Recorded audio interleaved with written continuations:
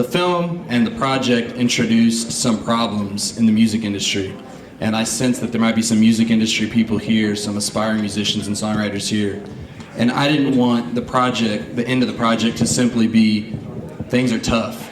So this panel discussion is 5 of the smartest people that I've had the privilege of meeting. Despite Well, the bar is low in your world, man. These are the first 5 guys we asked to be a part of this panel, and they all said yes. And so I'm really happy to have them here. But my first question is, what is your opinion about the state of Nashville's musical middle class in 2014 or here in 2015? Well, I mean, it's different than it used to be, for sure. I mean, I was having a conversation the other day with another publisher, and he was talking about the lack of what he referred to as the lunchbox writers, the guys who would drive in and do a 10 o'clock and a 2 o'clock writing session. He said you don't see those guys anymore. And that is true, but I also feel like that we have to try to put a positive spin on it. And the way that I look at it is like this. We can use the same rocks to throw at the industry and belittle it and talk about how bad it is, or we can use those same rocks and build something new. So I'd rather us build something new. Well, first of all, I want to compliment the Tennessean for, and I don't use this word a lot as a former reporter, it's the last word I'm going to say, but what I think is an important piece of music journalism. I think it was really important. Glad to be part of that. You know, my job's to talk a little more about the cataclysm, but I agree with you. We are never going back to the 90s or 80s, but we've lost, at least the songwriters I represent who aren't the artists, we've lost the middle class. A lot of that's due to income from cuts on albums, and that's never coming back. And so we've got to figure out a way to reinvigorate that middle class. But it's tough. It's tough. We've lost about 90% of the songwriters since 2000 that did this as a full-time occupation who are not the artists. Mark? I'll maybe go the other direction from Bart. Shocking, I know. And we sat together, Bart and I, for the record, love each other to death. So I think that the business has obviously changed dramatically. I don't think anybody would argue that, and I don't think there's anybody in this room who doesn't think creators should be compensated for their work. If anybody in the room feels that way, anybody? Okay, good. Just want to make sure, because Bart was going to beat the shit out of them after. Video at 11. There you go, video film at 11. You know, I think it's interesting that an old media company is doing a new media version of the new music business, in my mind. So I think that while certainly there's a concern for what was, I look at the future and I'm very hopeful. I don't think music's going anywhere. I see music connecting the ear to the heart all over the place, and I see it working. Does it suck that it wasn't like it was? I mean, I remember a lot of stuff about the 80s I prefer to forget. I was in a hair metal band. You remember? I remember some of it, not a lot.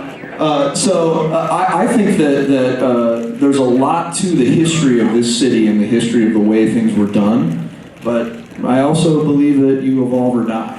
And so I think that's the dichotomy, unfortunately, of the situation is this is what happens. Don't disagree with that, but we'll invigorate the debate here a little bit. However, the middle class, for songwriters, it's the haves and either on your way up or on your way out. And the numbers of songwriters will never come back like we once saw them. Do we need to embrace the reality of a new digital era? Yes, and we'll talk more about that later. But for me, it's been sad to see. People that wrote the songs that you're going to get married to or your parents got buried to, and there's no opportunity left for them. That's tough. Yeah, I don't disagree with that. And I'm going to agree with Bart about Nate's contribution and his team.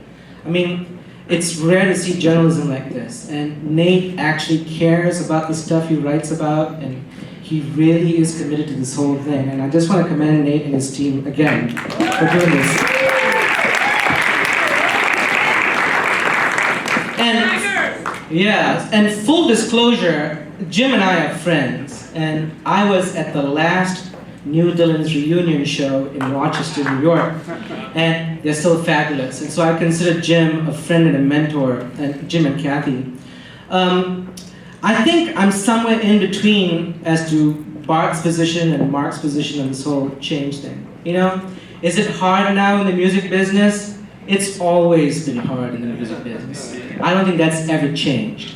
But, right? But when I was coming to town in the mid-90s, what I saw was a lot of square-peg artists, songwriters, creators trying to fit into a round hole.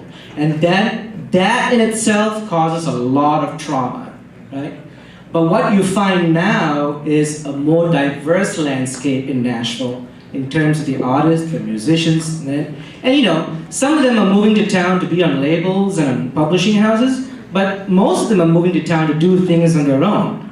So in 2012, there was a study that the Music City Council put out that said the direct impact of jobs in the music business was around $6-7 billion. In 2006, Belmont did a study that used 2002 data, which showed that the impact of the jobs in the music business, okay, was around 2 to 3 billion. So there's growth, even if you account for inflation, right?